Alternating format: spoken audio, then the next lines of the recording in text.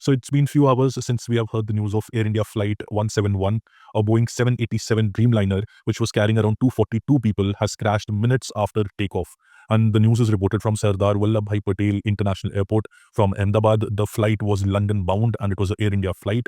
Now this flight slammed into a doctor's hostel near the airport at around 1:30 p.m. today, killing almost everyone on board. At least 240 plus people are suspected to be dead because of this particular incident. Heart-wrenching visuals of thick grey smoke and flaming wreckage is flashing all around the world, and at least one passenger has miraculously survived. And the tragedy has left the nation to grieve and raise numerous urgent questions. How could a modern aircraft, such a well-made and built aircraft, fail so catastrophically? And the bigger question, that is flying still safe in India? That is a question which lingers on in people's mind. Today, we break down what has happened in Ahmedabad. We will revisit the past aviation disasters worldwide as well, and examine the state of air safety both in India and globally.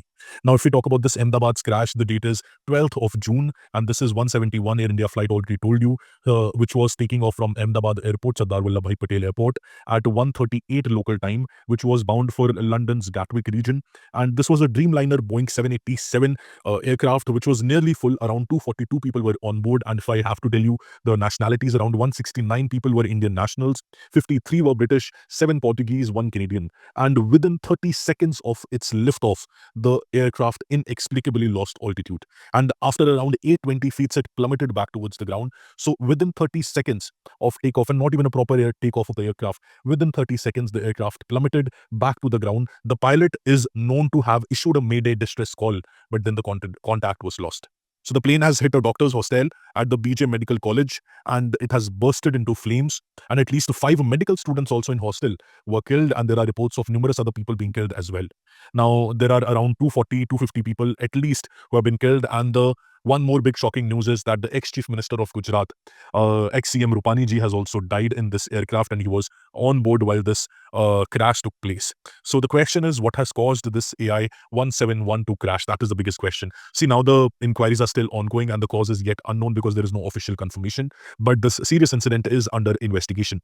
But preliminary reports from the news sources from NDTV and different other Indian Express portals, they have suggested a possible bird strike, which they say might have damaged both the engines, preventing the plane from gaining speed and lift.